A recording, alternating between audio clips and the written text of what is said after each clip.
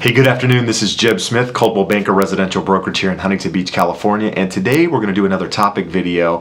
And the topic today is going to be how much escrow money do you need to put down in order to buy a house? So often when working with buyers, first-time home buyers, one of the questions that they have is how much money do they actually need to put into escrow once a contract is agreed upon in order to open escrow.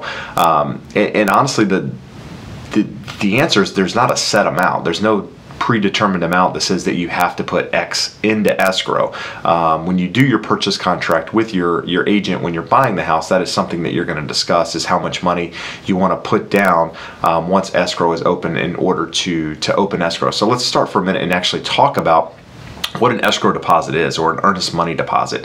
An earnest money deposit or an escrow deposit is like a good faith deposit. So it's money that you're putting into an escrow account, which is a third party that's going to hold the money during the transaction until contingencies are released, or that goes towards the closing of the property.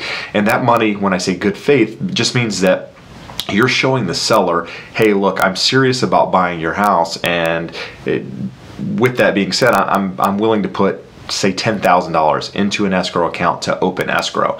And that money generally is 100% refundable until you release the contingencies, your contingencies when you purchase the property. So generally there's 6 contingencies when purchasing a property in the state of California, and until you've released all of those contingencies, that money that you've put into escrow, that earnest money deposit, is 100% refundable to you, unless some of that money has been used to purchase something.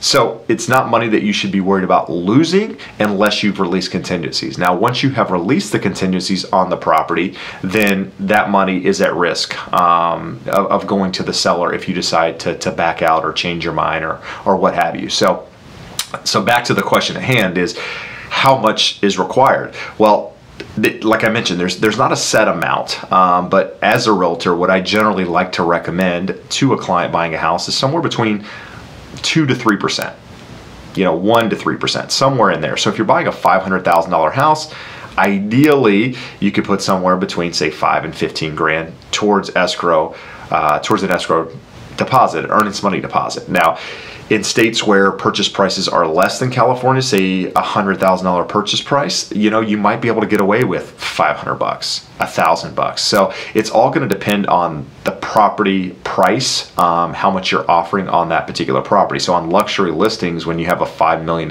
listing, the earnest money deposit is going to be a lot higher on something like that than, say, a $200,000 property. So I hope that answers your question, but if you have additional questions, want to know what the contingencies are, any of that stuff, I'm going to do another video, but please reach out to me. Would love the opportunity to help. Have a great day. Bye-bye.